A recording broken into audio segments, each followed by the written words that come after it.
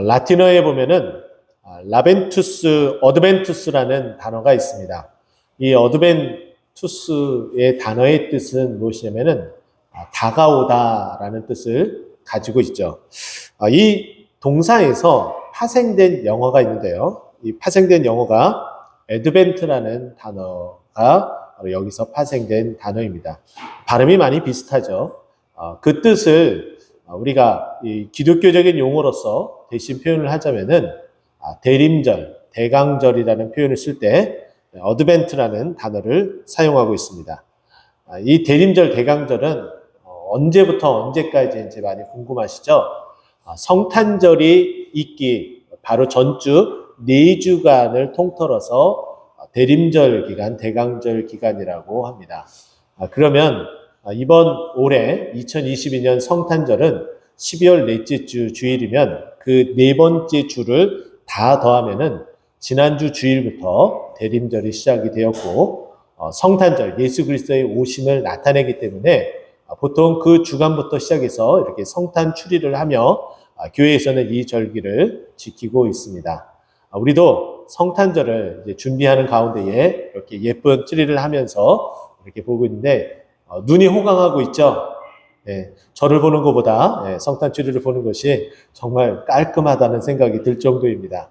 하지만은 여러분의 귀는 하나님이 우리에게 주시는 말씀에 집중해서 무엇라 우리에게 말씀하는지 잘 귀담아 들어야겠죠. 이렇게 성탄 추리는 예수님의 그 오심을 축하하고 우리가 기념하는 일입니다. 예수님의 오심을 준비하는 한 사람이 있었죠. 우리가 너무나 잘 알고 있는 세례 요한이라는 사람입니다. 이 사람의 탄생하심을 우리는 발견하면서 어떻게 성탄절이 준비가 되어지고 있었는지 우리는 함께 말씀을 통해 보도록 하겠습니다.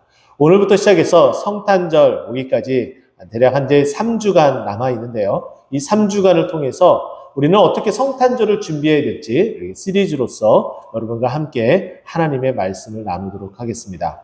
저는 첫 번째 어떻게 성탄을 잘 준비해야 될까요? 저는 첫 번째 오늘 본문 말씀을 통해서 하루하루를 성실하게 살아가야 됩니다. 라고 함께 나누고 싶어요. 특별한 일을 우리가 준비를 한다면 특별하게 무엇인가를 정말 차곡차곡 준비하는 것, 그것도 바람직하지만은 그냥 평상시처럼 너무나 자연스럽게 지내는 것도 바람직하다라고 볼 수가 있습니다. 유명한 말이 있죠. 여러분도 한 번쯤은 들어봄직한 말일 텐데요.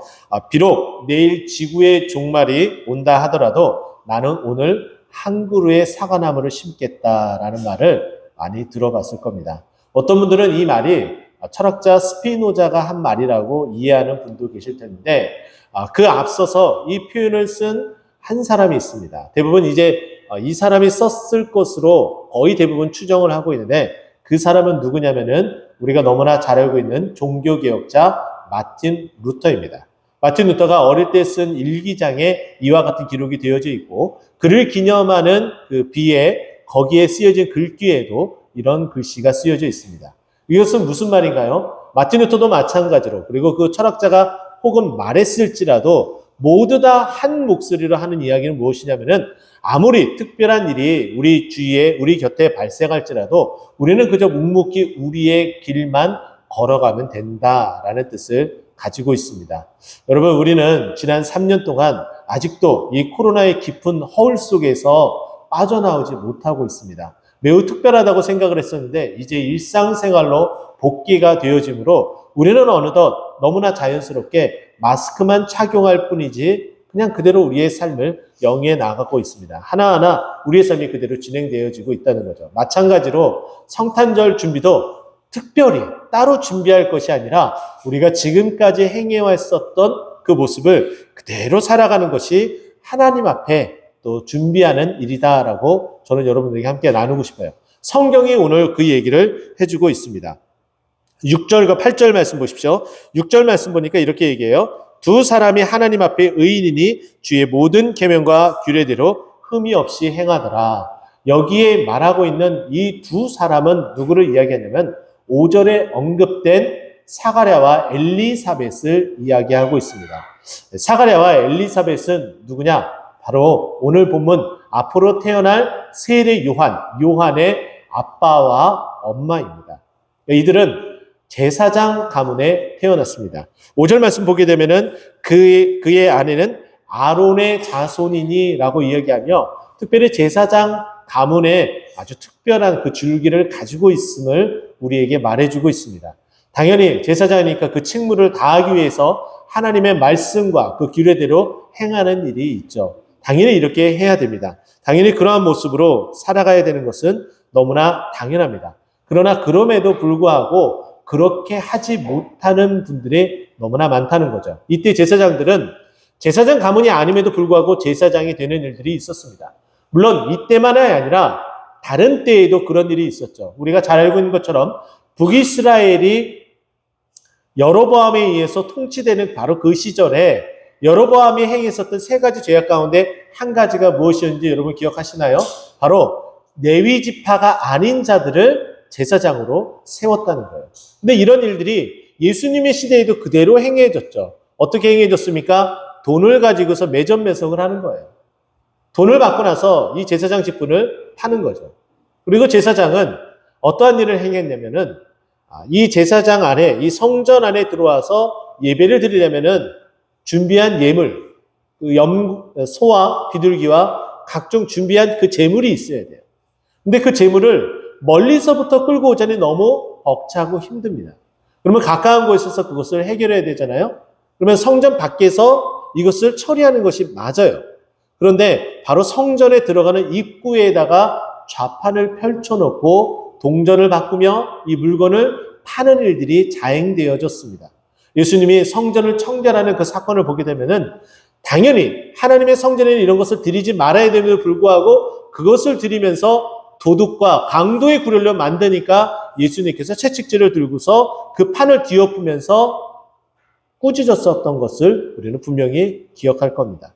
그것처럼 당연히 해야 될 일임에도 불구하고 그렇게 하지 않았었던 것이 이때 시대의 모습이에요. 아주 암울했다는 것이죠. 아주 어두웠다는 것이에요. 그런데도 불구하고 그 가운데서도 묵묵히 하나님의 일을 행하는 사람이 있었는데 그 사람이 누구냐면 바로 사가랴와 엘리사벳이었다는 겁니다. 많은 사람들이 코로나 이유를 대고 또 직장 이유를 대면서 당연히 또 다른 사람에게 피해를 주지 않아야 되니까 그리 해야 되는 것이 어찌 보면은 맞는 일일 수도 있습니다. 예, 그때는 당연히 그랬어야 되겠죠. 그런데 이제는 바뀌었습니다. 어떻게 바뀌었나요? 위드 코로나여서 이제 일상생활로 다 복귀를 했어요. 그럼에도 불구하고 코로나에 대한 이야기를 하면서 예배 나오지 않은 분들이 계시다면 빨리 그 마음을 바꾸시고 하나님께서 여러분을 얼마나 사랑하시며 얼마나 기다리시는지 헤아렸으면 좋겠습니다. 일상생활로 다시 돌아와야 돼요. 우리가 평소에 열심히 살았었던 그 모습으로 돌아와야 되는 거예요. 당연히 제사장이니까 하나님의 말씀과 규례를 지키는 것이 너무나 당연했기 때문에 칭찬받을 일이 아니었음에도 불구하고 오늘 본문 말씀은 이렇게 언급을 하며 칭찬을 하고 있습니다. 더 나아가서 8절 말씀 보십시오. 마침 사가랴가 그 반열의 차례대로 하나님 앞에서 제사장의 직무를 행하니 늘 자신이 맡았었던 그 직무의 차례대로 그 일을 행했다라고 우리에게 말씀해 주고 있습니다. 이건 제사장에게만 행하는 것이 아니겠죠. 우리를 어떻게 부르습니까? 우리를 왕같은 제사장이라고 베드로서는 우리에게 말해주고 있습니다. 우리도 제사장이에요. 왕같은 제사장이에요. 세상 가운데에 하나님의 말씀을 준행하며 살아가는 그런 자들이라는 거예요. 그렇죠? 그러면 당연히 우리도 그렇게 살아가야 됩니다. 하나님의 말씀대로 하나님의 우리에게 명령한 대로 그대로 준행하며 살아가야 되겠죠. 저는 20년 전에 아주 어처구니 없는 그런 말을 들은 적이 있습니다. 지금도 그 말을 들으면은 정말 이것이 사실인가 싶기도 한 그런 이야기였습니다. 아주 작은 군소교단에서 총회를 하는 가운데에 교회 교단이 너무나 작다 보니까 교회마다 보고를 하는 일이 있습니다. 보고를 하는데 여러 가지 보고가 있겠죠. 성도에 대한 보고가 있는 반면에 또 교회 재산의 유동, 유무에 대해서 보고하는 일들이 각 교회마다 다 있었습니다. 그 중에 한 목사님이 너무나 독특하게 보고를 하더라고요. 성도 수는 줄어들었다라고 보고를 했어요. 그리고 나서 재산에 대해서 보고를 하는데 우리 교회 재산은 조금은 힘을 들여서라도 땅을 사게 됐는데 그 땅이 이제 값이 올라서 재산이 이만큼 불었습니다. 그나마 다행입니다. 라고 보고를 하는 모습을 보고 아직 젊은 마음에 뜨거웠었던 그 마음에 아연실색한 제 모습을 저는 아직도 기억을 합니다. 교회에 대해서, 교회가 정말 있는 존재의 이유가 무엇일까요? 재산을 위해서, 교회 재산을 위해서 존재하는 것일까요? 그것이 아니라는 거죠. 교회는 온전히 성도들을 위해서 존재해야 됩니다. 그러면 당연히 목사도 해야 될 일이 무엇이냐면은 너무나 유명한 문구입니다. 목, 양, 일, 염. 당연히 목장에 있는 그 양에 대해서 전념을 다해서 보살펴야 되는 거예요. 근데 그렇지 않음에도 불구하고 그것이 마치 자랑인 양 그렇게 보고를 하는 모습 보고서 깜짝 놀랐는데 그렇게 해서는 안 된다는 거죠. 우리는 이제 어떻게 됩니까? 우리가 목회자이든 제사장이든 아니면 그렇지 않든 우리는 다 같이 이제는 왕 같은 제사장으로 우리는 부름을 받았습니다. 그러면 하나님의 말씀대로 살아가는 것은 너무나 당연해야 되고 그렇게 성실히 행해야 되는 거예요. 나에게 어떠한 직임이 주어진다면 그 직임을 다해 최선을 다해서 살아가는 것이 어떠한 일이에요? 바로 성탄을 준비하는 일이라는 거예요. 우리는 이제 성탄을 지나서 이제 성탄절만 되면 주님의 그 오심을 찬송하고 축하하는 그 일들이 있는데 이제는 어떻게 됩니까? 다시 주님 오심을 기다리는 삶을 살아가야 돼요. 성탄 우리에게 오신 그 예수님을 찬송하고 기뻐하고 감사해야 되는 것은 너무나 당연하고 이제는 그 주님의 그 재림으로 인하여서 구원이 완성되어지는 일들에 향하여 우리는 다른 박질을 해야 되는 거예요. 그런데 주님 오심, 그 다시 오심을 기다리는 것, 우리 모든 식음을 다 전폐하고 그렇게 준비해 돼서는 안 된다는 거죠. 1992년 10월 28일 다미선교회라는 곳에서 그 대표의 수장인 이장님이라는 사람이 하나님 앞에 지시함을 받았다. 하나님의 명령을 들었다라고 이야기하며 92년 10월 28일 우리 예수님께서 재림한다라고 그렇게 말을 하며 떠벌리고 다녔어요. 그 말을 들은 그 말에 미혹된 사람들이 자신의 재산도 자신의 직업도 모두 다 내려놓고 모여서 기도하는 것에만 집중했었다는 거예요.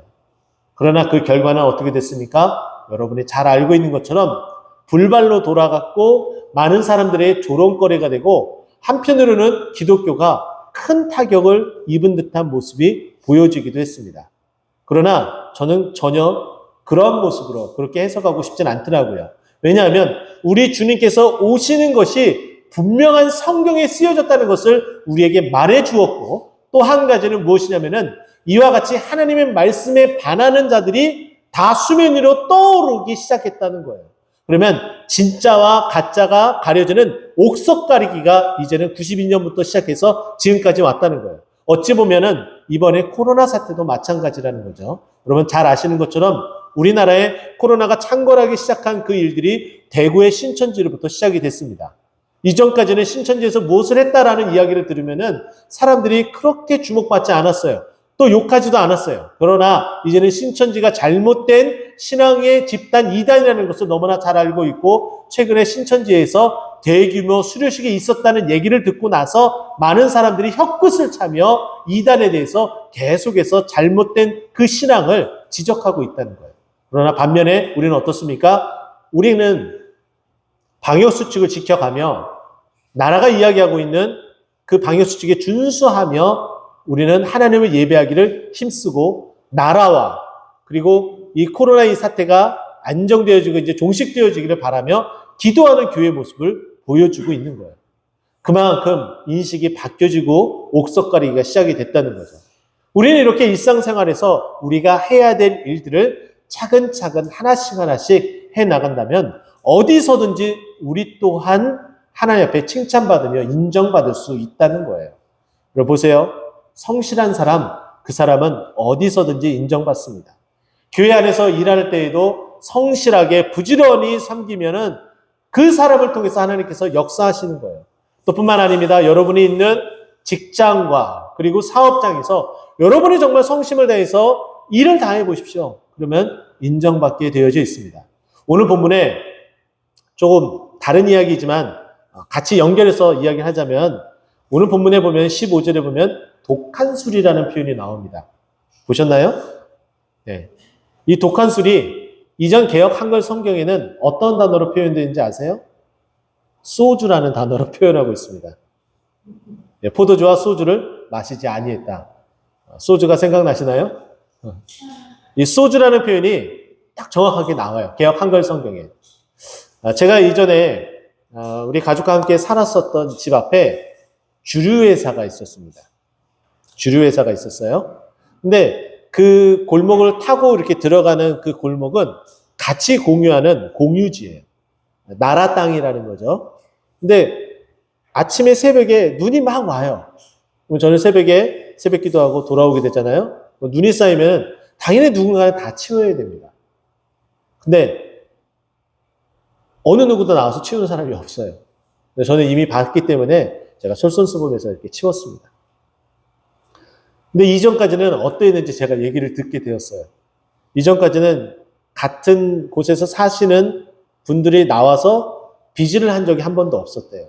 그럼 누가 다 그 눈을 다 치웠느냐? 주류회사 직원들이 자신들이 왔다 갔다 해야 돼. 또 길목이기도 하니까는 대신 그 앞까지 우리가 저희 집이 살고 있었던 그 앞까지 다 비질을 이렇게 해줬었던 거예요. 근데 눈이 왔는데 아침에 출근해서 비질할 생각을 했는데 이미 눈이 다 치워졌어요. 너무나 감사하겠죠. 그분들의 입장에서. 그래서 놀라운 일이 벌어집니다.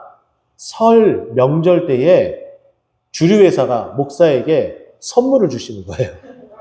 네. 그 주류회사가 바이어 업체들에게 선물을 하고 또 직원들에게 줘야 될 그 선물을 풍족히 준비를 했을 거 아니에요.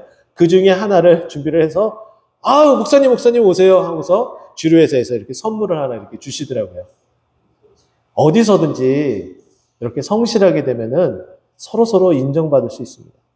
특별히 우리 동트는 꽃동산교회 모든 성도님들은 이 성실함으로 우리 주님 오심을 성탄절을 준비하고 재림을 준비하며 그리고 세상 곳에서 빛과 소금의 역할을 잘 감당하기에 부족하면은 여러분 되시길 예수 그리스도의 이름으로 축원드립니다. 잠언 28장 18절 말씀 보면은 이렇게 우리에게 표현해주고 있어요. 성실하게 행하는 자는 구원을 받을 것이나 굽은 길로 행하는 자는 곧 넘어지리라. 우리가 넘어지느냐 아니면은 그곳에서 구원을 받느냐. 여기서 구원은 우리가 영적인 구원, 육적인 구원 이것을 말하는 것이 아니라 공경에서 벗어나게 되다라는 의미예요. 성실하게 행하면은 하나님께서 그 어려운 가운데에서 벗어날 수 있도록 해준다고 말씀하고 있는 거예요. 또 계속해서 잠언 28장 10절 말씀 보면은 정직한 자를 악한 길로 유인하는 자는 스스로 자기 함정에 빠져도 성실한 자는 복을 받느니라. 성실한 자는 복을 받는데요. 우리가 성실하게 행함으로 복도 받고 주님의 그 길을 준비하는 자로서 살아가기에 부족함 없기를 간절히 축원드립니다. 두 번째는 저는 14절 말씀을 통해서 함께 나누고 싶은데 어떻게 잘 준비되고 있는지 두 번째 14절 보면은 기쁨으로 행해야 됩니다. 이 모든 일들을 할 때 기쁨으로 행해야 돼요. 제사장으로 성실히 응할 때도 기쁨으로 행해야 된다는 거죠. 10절 말씀 보면은 이렇게 얘기합니다. 모든 백성은 그 분향하는 시간에 밖에서 기도하더니 정말 이 목회자가 앞에서 열심히 하면은 성도들은 함께 같이 따라올 수밖에 없어요. 같이 기도할 수밖에 없다는 거죠. 제사장이 그 직무를 다해서 열심을 다해서 믿음을 가게끔 행하니까 그 백성들은 밖에서 어떻게 하고 기다리고 있습니까? 오늘 본문 말씀 10절에 나와 있는 것처럼 분향하는 시간에 밖에서 기도하며 기다리고 있다라고 말해주고 있어요. 정말 이렇게 잘 준비해야 되겠죠. 오늘 본문 말씀 여러분 보세요. 천사가 이렇게 열심히 행하는 이 사가랴와 엘리사벳 이 가정에 한 가지 아픔이 있었습니다. 그것은 정말 오랜 시간 동안 기도하며 자식을 위해서 기도했었던 모습이에요. 근데 그 힘들고 어려운 그 아픔이 있음에도 불구하고 제사장 직분을 정말 열심히 행했어요. 근데 어느덧 동일한 그 삶을 계속해서 행해 나갈 때에 갑자기 어느 날 그 이 두 사람 앞에 천사가 나타나게 됩니다. 자, 11절 보세요. 그렇게 기도하고 있으니까 기적이 나타납니다. 주의 사자가 그에게 나타나 향단 우편에 선지라. 주의 사자가 나타났어요. 사가랴는 이 모습을 보고 화들짝 놀랐다라고 12절에 말씀하고 있습니다. 그런데 그 천사가 화들짝 놀란 사가랴의 마음을 진정시켜주죠. 그래서 13절에 뭐라고 얘기합니까? 사가랴야 무서워하지 말라. 너의 간구함이 들린지라. 내 아내 엘리사벳이 내게 아들을 낳아주리니 그 이름을 요한이라 하라. 정말 뜻밖의 소식을 전해주고 있어요. 기쁘지 않습니까? 자녀가 없는 집에 자녀가 있겠다고 말씀하고 있어요. 근데 아들을 바랬는데 당연히 딸이 아니라 아들이라고 이야기를 해주고 있습니다. 두렵고 떨리는 마음이 있었죠. 왜 두려웠을까요? 왜 떨렸을까요? 하나님을 만나 뵈는 사람은 그 자리에서 즉사하게 되어져 있습니다. 그런데 죽지 않고 있는 거예요. 그러니까 더 두렵고 떨리는 거죠. 아, 내가 이제 곧 있으면 죽겠다라는 마음이 있었던 거예요. 그러나 천사가 나타나서 안심을 시킵니다. 그리고 나서 하는 말이 내 아내 엘리사벳이 나이가 많고 자녀가 없지만 이제 너의 가정에 이 자녀를 허락해 주겠다. 아들이며 그 이름을 요한이라고 내가 이렇게 이름까지 지어준다라고 이야기를 해요. 기쁨으로 살아가는 것. 정말 이 소식 때문에 너무나 기쁘죠. 우리는 또 성탄 소식 때문에 기쁨으로 살아가야 돼요. 또 기쁨으로 살아가는 것은 하나님께서 우리에게 명령한 바입니다. 여러분 보세요. 시편 100편 2절 말씀입니다. 기쁨으로 여호와를 섬기며 노래하면서 그 앞에 나아갈지니라. 우리가 하나님 앞에 나올 때 기쁨으로 노래하며 섬기라고 말씀하고 있어요. 당연히 그렇게 해야 된다라고 말하고 있습니다. 우리는 또한 본받아야 될 교회가 하나가 있습니다. 그 교회 이름은 데살로니가 교회예요. 데살로니가 교회는 여러분이 잘 알고 있는 것처럼 주님의 그 재림에 대해서 많은 이야기가 오간 교회입니다. 이 데살로니가 교회 그 말씀을 살펴보게 되면은 이와 같은 말씀이 있습니다. 데살로니가 1장 6절 말씀 보면은 우리에게 이렇게 말씀하고 있는데요. 또 너희는 많은 환난 가운데서 성령의 기쁨으로 말씀을 받아 우리와 주를 본받은 자가 되었으니 사도 바울이 이야기하는 거예요. 이 데살로니가 교회는 많은 고통과 아픔, 상처가 있는 교회예요. 그래서 그 많은 환난으로 인해서 주님을 온전히 따라가는 것조차도 매우 힘들고 어려웠었던 것이죠. 자, 그런데 어떻습니까? 이들이 성령으로 하나님의 말씀을 받았어요. 그리고 그 기쁨으로 그 받은 말씀을 그대로 행하기 시작했던 거예요. 그러니까 어떻습니까? 이들에게 하나님께서 은혜를 베푸시고 큰 은혜를 더욱더 부어주시기 시작하는 거예요. 7절 말씀 보세요. 그러므로 너희가 마게도냐와 아가야에 있는 모든 믿는 자에게 본이 되었다. 할렐루야. 우리 동태는 고통상교회가 이 지역 가운데에 본이 되는 교회가 되기를 간절히 축원드립니다. 자, 오늘 보세요. 이 데살로니가 교회가 본이 되었던 지역을 두 지역을 소개해 주고 있어요. 한 지역은 마게도냐이고 또 다른 한 지역은 아가야라고 표현을 합니다. 지도를 찾아보시면 아실 거예요. 이 데살로니가 이 도시가 있는 곳에서 북쪽으로 올라가는 곳이 마게도냐 지방이에요. 또 이 데살로니가 지역에서 남쪽으로 내려가면은 아가야라는 곳이 있어요. 자, 그러면 지도를 펼쳐놓고 우리 교회가 있는 곳이 양주 고읍이라는 곳입니다. 북쪽으로 조금 올라가면, 정확한 북쪽은 아니지만 그래도 북쪽으로 조금 올라가면은 어디가 나타나나요? 네, 옥정이 나타나요. 양주 옥정이 나타나요. 또 이곳에서 조금 남쪽으로 내려가면 어디가 나타나요? 네, 의정부가 나타납니다. 의정부에 좋은 교회 많아요. 옥정에도 좋은 교회 많습니다. 그런데 이 데살로니가 교회가 성령이 주신 그 말씀을 기쁨으로 받으니까, 그 기쁨으로 받아서 기쁨으로 행하니까 무슨 일이 벌어져요? 주를 본받는 교회가 된 거예요. 그 모습을 바라보는 마게도냐와 아가야에 있는 다른 교회들도 와, 데살로니가 교회 대단하다. 우리도 본받아야지 라는 생각을 갖게 된 거예요. 우리 교회가 이제 앞으로 주님 오심을 준비하며 기쁨으로 행하는 우리 동태는 꽃동산 교회가 돼서 주님을 닮아가는 교회, 또 주님의 모습이 펼쳐지는 교회, 그 모습을 바라보고 우리 교회를 본받고자 하는 그 일들이 옥정에도 일어나고 의정부에도 일어나고 서울에도 일어나고 대한민국에도 일어나고 온 세계에 일어나기를 간절히 축원드립니다. 할렐루야. 우리가 그렇게 성탄을 준비를 해야 되는 거예요. 얼마나 기쁩니까? 우리가 기쁘기도 하고 우리의 기쁨을 다른 자들에게 전하기도 해요. 그런데 우리 사도 바울이 주님의 그 말씀을 준비를 하며 편지를 쓰면서 이 데살로니가 교회가 정말 잘하고 있음에도 불구하고 또다시 권면을 해요. 우리가 잘 알고 있죠? 데살로니가 5장 18절부터 뭐라고 이야기해요? 항상 기뻐하라. 쉬지 말고 기도하라. 범사에 감사하라. 주님의 뜻이기 때문에, 그리스도 예수 안에서 우리를 향하신 하나님의 뜻이기 때문에 이 기뻐해야 되는 것을 계속해서 하라고, 잘하고 있음에도 불구하고 이렇게 권면하고 칭찬하는 거예요. 저는 우리 교회 우리 성도님들이 기쁨으로 잘하고 있는 줄 압니다. 할렐루야. 그래서 우리 교회가 조금씩 발전하고 있어요. 계속해서 기적의 모습이 아주 작은 것부터 시작해서 큰 것까지 계속해서 일어나고 있어요. 이번 주에 성탄 추리를 받았지 않았습니까? 그 받은 것을 가지고 시간이 되시는 한에서 우리 집사님들이 오셔서 기쁨으로 흥얼거리면서 성탄 추리를 다 준비했대요. 얼마나 기쁜 일입니까? 이렇게 섬기니까 보기에도 너무 좋지 않습니까?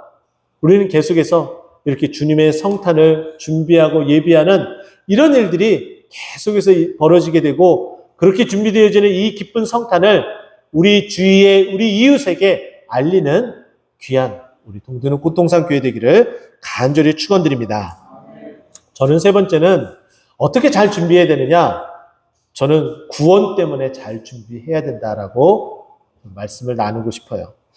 16절 말씀인데요. 16절 말씀 보세요. 이스라엘 자손을 주 곧 그들의 하나님께로 많이 돌아오게 하겠음이니라. 자, 많은 사람이 주님께 돌아오는 것이 주님의 꿈입니다. 우리의 꿈이기도 하고요.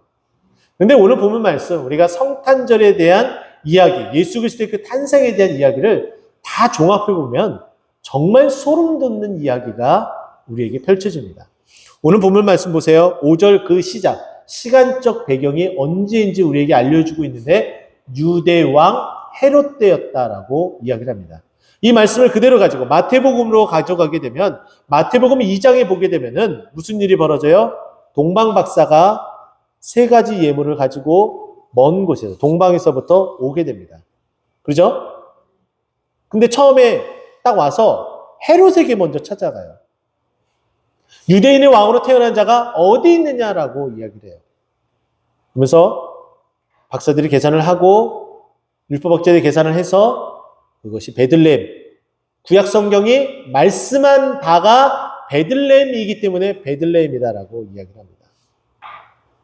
그렇게 전달되어지고 나서 헤롯이 이 박사들에게 나도 어디에서 태어났는지 그 아기 예수가 어디인지 알려줘라. 나도 가서 예배하겠다라고 이야기를 합니다. 그러나 주의 성령이 이 박사들에게 나타나서 헤롯을 만나지 말고 피해서 도망가라라고 얘기를 해요. 우리가 너무나 잘 알고 있는 내용이죠.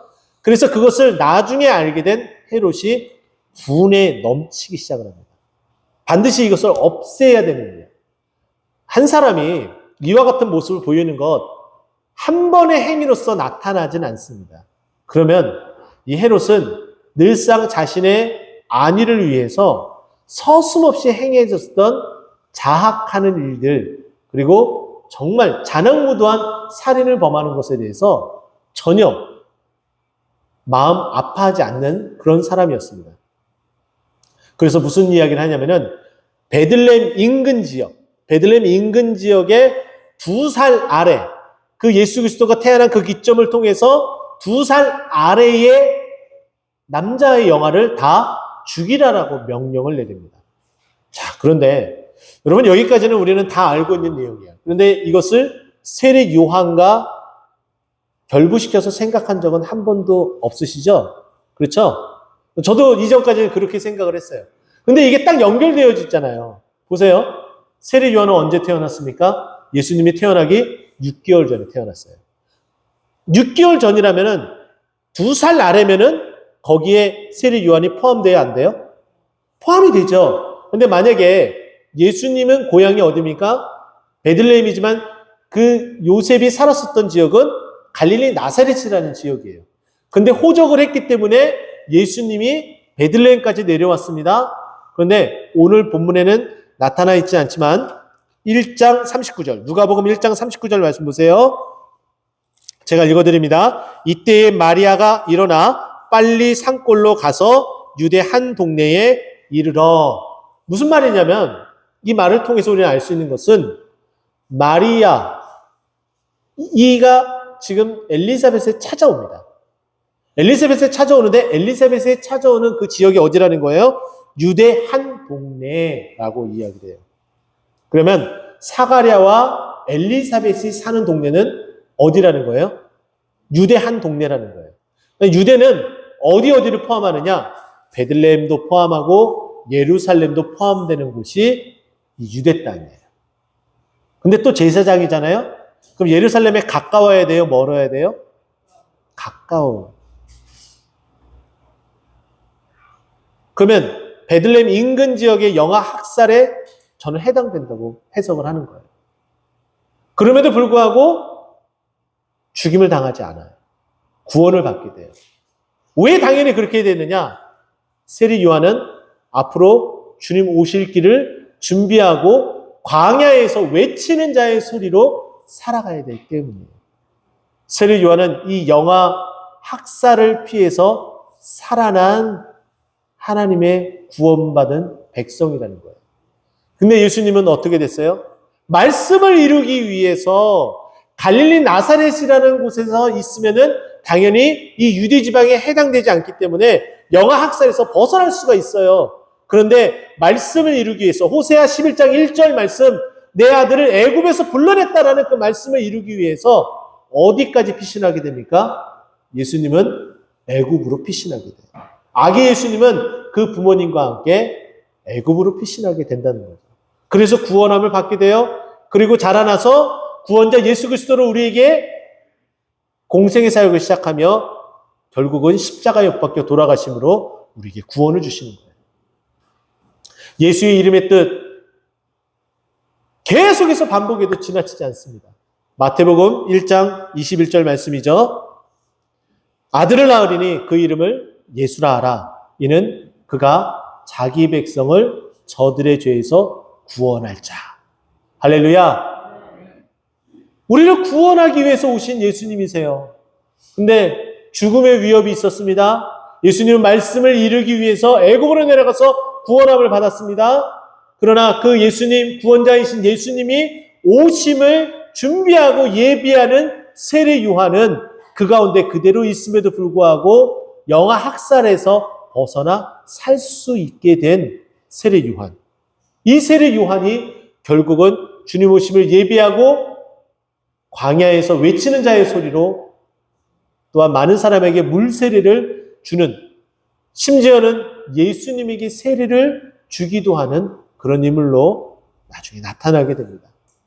우리는 어떻게 될까요? 구원자 예수 그리스도가 오시는 이 날을 기념하고 준비해야 될 자들입니다. 우리는 구원받았습니다. 그러나 아직 구원받지 못한 수많은 사람들이 우리 주위에 아직도 있습니다. 우리는 이 성탄 앞으로 25일 이제 4주간 남았죠? 어떻게 준비를 해야 될까요? 이 성탄절을 기점으로 교회에 나올 수 있도록 구원받지 못한 자들을 위해서 기도하고 준비하며 이 성탄절은 구원이 선포되어지는 날로서 우리가 함께 힘을 모으고 애쓰는 그렇게 준비되어지는 귀한 예수님의 성탄 되기를 예수 그리스도의 이름으로 축원드립니다. 기도하겠습니다.